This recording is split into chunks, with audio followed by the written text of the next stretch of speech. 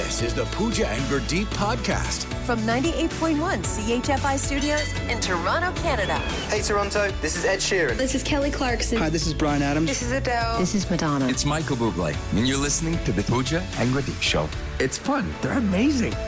Anyone talking about better sleep, you have my attention. And this trend has gone viral on TikTok. Of course it has. Of course it has. It's called the crew neck cocoon. And it's a sleep hack that looks ridiculous.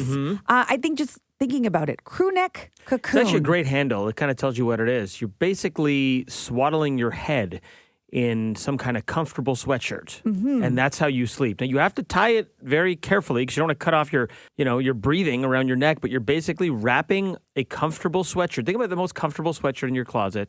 You're taking that out, wrapping it around your head, tying the arms under your chin. It looks ridiculous. Like if you sleep with a partner, you are going to scare them and you have to be okay with it. Yeah, and this isn't for everyone. You have to be someone who enjoys like the rationale is like this is like a baby being swaddled. It's like swaddling your head so that you get, and the people who swear by this say they are getting like the best sleep of their life. The way you wrap it is important, but it's kind of being compared to maybe like a weighted blanket. And what that does for you, it shows that it promotes relaxation and improves your sleep quality. So maybe just having the weight on your face somehow helps? I will say I think this is not for everybody because there are people who love the weighted blanket, love maybe even putting a pillow over their head when they're sleeping to block out the light, and they like a little bit of pressure. There's people who love it. There's people who hate it. I'm actually one of these people who loves the weight. Like I go heavy blanket, weighted blanket on top of the heavy blanket, sleep mask. Coffee the pooch on top of that. Coffee the pooch on top of my head. Yes. So as ridiculous as this sounds and looks, and every time you bring me something from TikTok University, I'm quick to poo-poo it. I actually think this might work for me. Why not just put on a sleep mask? Why do I need to get my sweatshirt? This is like a sleep mask on steroids because a sleep mask gives you the pressure around the eyes, blocks out the light. Yep. This is that next level. Like this is basically wrapping. You got to look at the pictures. You got to look at this trend online. It's wrapping it's swaddling your whole head. So you get a little bit of pressure everywhere. I swaddle babies, not my face. I'm good. And I also think that this would do the opposite for me. This wouldn't give me better sleep. This would make me so anxious. I would feel like I was suffocating. I'd wake up in the middle of the night and I'd be like, whoa, where am I? I can't see anything because my sweatshirt's across my face. Yeah, my one fear is that I'm going to wake up in a hot sweat because it's just covering your face.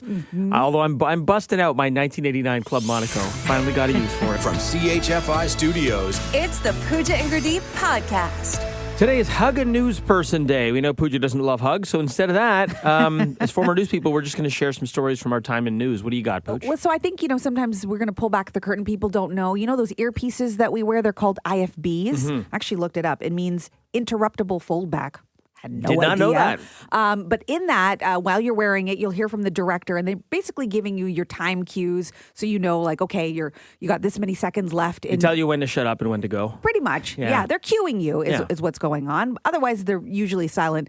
There's something that happens though, and I don't know what it is technically, but it's called mix minus. Oh, it's the worst. And when you get mix minus, you hear yourself back in your ear, but on a delay. It's the worst. And you will be out reporting on something, and I cannot even tell you what happened. It is like it paralyzes your brain because you're talking, and as you are talking, you are hearing yourself back, but it's 2 seconds later. So you start talking like that. It's the worst. And if you ever watch live news and you see a reporter take their earpiece out live on air, they're experiencing mix minus, and it's throwing them off so that you have to just abort the earpiece, and then you're basically flying without a pilot. So just, if they ever sound like a robot, that's why. What about you? You got any stories? That's a good one. Yeah, lots. I mean, I've been in the industry for 20 years. I started off working at TSN as a writer, and I used to roll teleprompter for SportsCenter, like SportsCenter National, right? And one of the first times I was up, it's such a nerve-wracking job because it's the most thankless job. You're expected to get it right, and if something goes wrong and an anchor's on camera without the prompter in the right place, they don't like it. One of the very first times I was doing it, the prompt, if someone changes a script while you're in prompter, it resets. Yes. And someone, and you know not to do it. Do not change anything in prompter while someone's rolling because it'll reset it. Someone in the control room must have done that. And while an anchor, who I will not name because they're lovely and we're friends to this day, but I was new, I didn't know them that well at this point. They were live on camera, their first on camera of the show in front of all of Canada. I'm rolling prompter for them. Someone changed something. It resets, prompter jumps, and it completely threw that person off. Oh, no. They stumbled through their on-cam and through to the piece. And then they looked in the corner and goes, "Who's on prompter?" No. And I go, "It's me." And they're like, "Who?" I'm like, Gurdeep. And they're like, "Who?" Because I was so new. And I just beads of sweat just pouring down my face. yes. And I was like, it wasn't, they don't care. It was you. You're the person who's sitting at the wheel. Yep. So Been that there. was, I've also done that. that was rough. And when we were at our last job, we scrolled for ourselves teleprompter, which was kind of nice because you only have yourself to blame when something goes Then you were wrong. just yelling at yourself. You're like, Gurdeep, do better. Welcome to my life. The Pooja and Gurdeep podcast. From 98.1 CHFI. I think we can all relate to work stressing you out. You know, one of those things where sometimes you bring home your work with you. Sometimes, you know, it takes over stuff in your personal life. There's a new study out that says 7 out of 10 employees, though, blame work stress for their breakups and divorces. 7 out of 10. That's a lot. 7 out of 10 people blame work stress for breakups and divorces. That feels like a lot. I mean, look, work stress is real, but that feels Feels high. like a lot of blame put on work stress. Yes. Right? Like, is it that the work stress is what broke you up, or is it that there were already some cracks in the foundation and then the work stress just Exacerbated that. made it happen? Because I would agree with that, because if you think about, flip it the other way, right? Like peak COVID, and we don't like to talk about it, but peak COVID, everybody was at home and the divorce rate spiked. So that's a different kind of stress, obviously, but everyone's at home. You're together. It's not like you're. That's when they you did know, the study. It was work from home. Work stress. from home stress. Oh, I didn't 7 out of I 10. didn't read the fine print. Now it makes I sense. did not read the fine print. So what we're basically saying is that if you are at work too much and you take on too much work stress and you don't have time for your family, you're going to break up. If you are together too much because, you know, during COVID times, you just saw way too much of each other, you're going to break up. Do all roads lead to you're going to break up? Is the answer here you don't work, you're financially independent, and you just live on a yacht? The answer is money, money, money, money, money. Because as we've learned, money solves all problems, right? No. What is the solution then? Because you can be super wealthy and not have to work and still have your relationship not work out. Exactly. I think you just didn't like that person. You're finding reasons to not be with them because it has nothing to do with work or being at home. If you don't want to be with the person, you don't want to be with the person. This needs to be worked out in therapy. You're like you're blaming it on the work thing, but really there's other issues that need to be addressed. Wouldn't you argue, and look, I know we're very lucky, we're very blessed in the roles that we have here on this show. We love our jobs. Wouldn't you say that because we come to a job that we love and we're happy and in a good mood, that we actually bring that home with us? I would agree, but we're in the minority, I think. Okay. So maybe I know what the solution is. You need to find a job that you love. Find a job that you love, and then also maybe a person that you love. Right, that'd be helpful. The Pooja and Gurdeep podcast.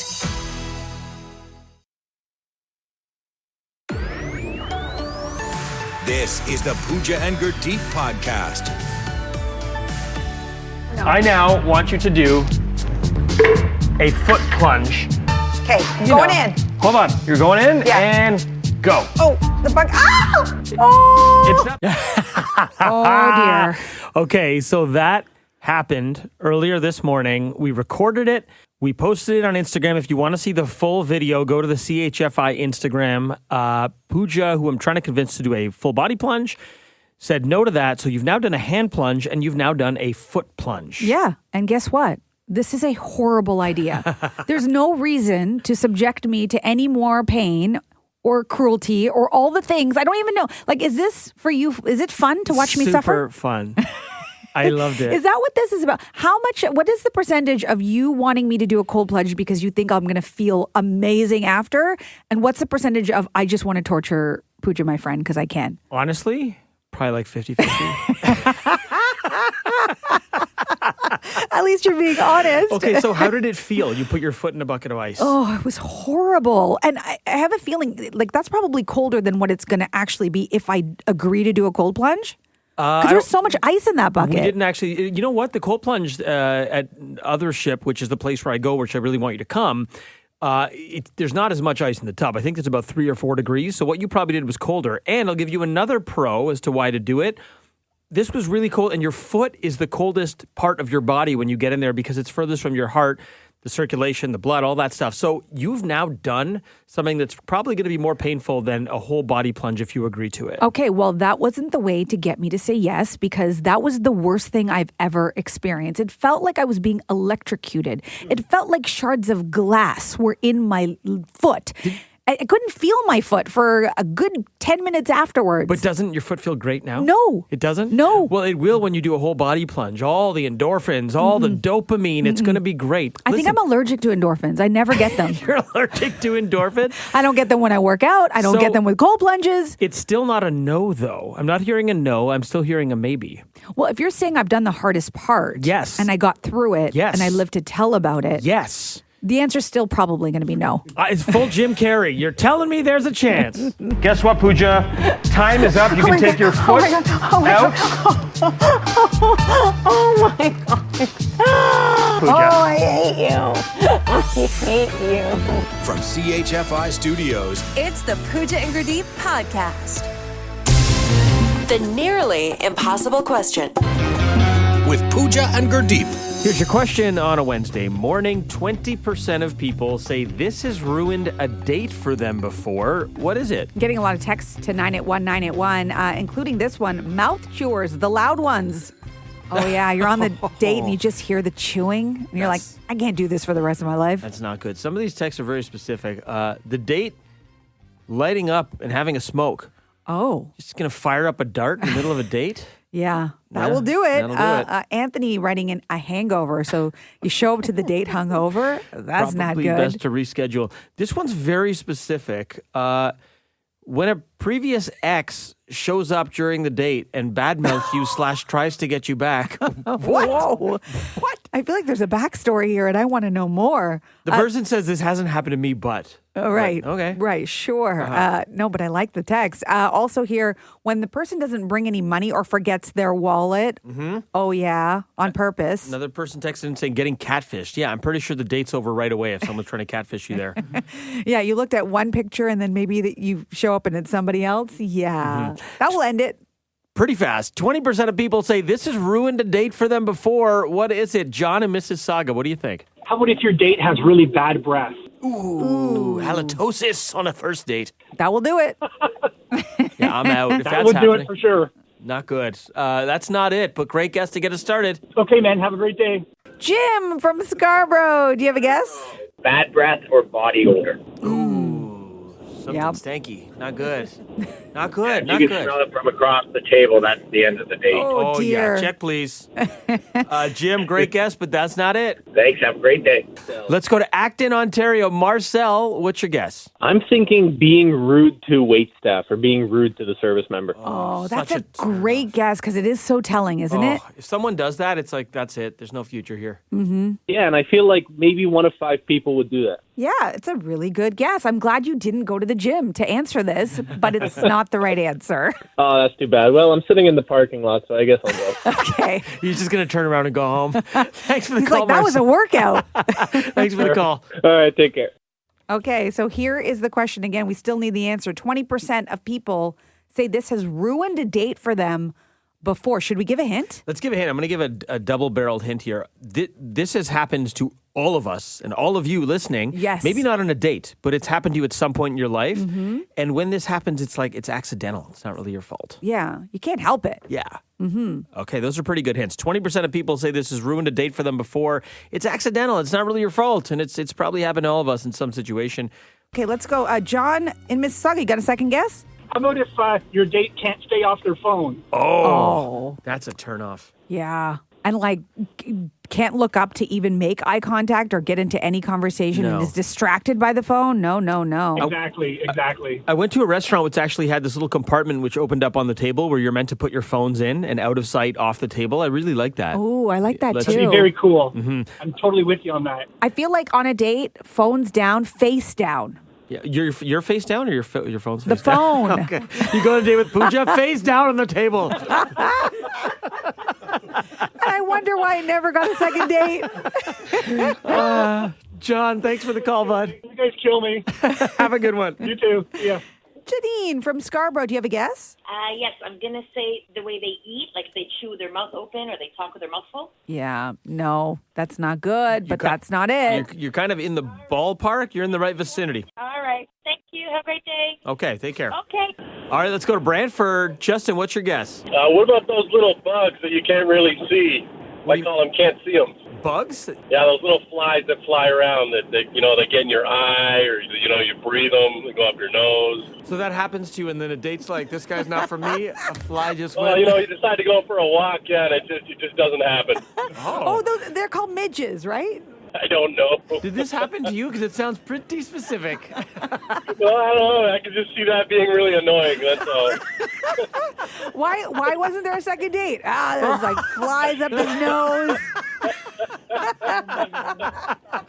Oh, that's awesome. I love this guess. I kind of want that to be the answer, but it's not it. I'm sorry. Thanks. Have a good Thanks, one. Justin. Let's go to Carlisle, Ontario. Joey, give us your guess. I'm going to say being late. Oh, yeah, that's bad. And sometimes it is out of your control. You can see how it's happened to all of us, right? It's accidental. That really fits the hint that we gave Joey, but that is not the right answer. All right, take. Michelle from Oakville. 20% of people say this has ruined a date for them before. What is it? Food stuck on their teeth.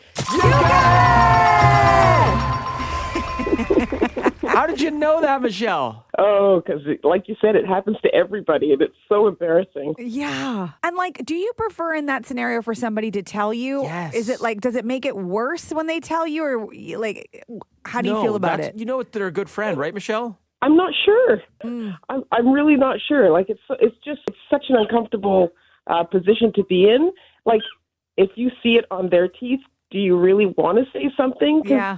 they're going to be uncomfortable. So I really don't know. I will tell you, it actually did happen to me on a first date. And it was in my teeth. I had something in my teeth, and the person pointed it out, and it was so uncomfortable for the rest of the day. But aren't you like, wow, this person, someone who's going to keep it real? No, I just became super self-conscious after that. I kept thinking something was in my mouth, so then I just kept putting my hand over my mouth when I was talking. It was very awkward. But how much worse would you have felt if you were like, man, that was a great date, and you get home, you look in the mirror, and you see spinach between your jibs. You're like, oh, No, man. that's why you always excuse yourself to go to the washroom. Mm-hmm. Do a little teeth check. Okay. Absolutely. So much to think about. It's like a golf swing, a first date. Michelle, you nailed it. Thanks for the call. Thanks for listening to the Pooja and Gurdeep podcast. Listen to Pooja and Gurdeep live weekday mornings from 5 to 9. Only on 98.1 CHFI. Toronto's perfect music mix.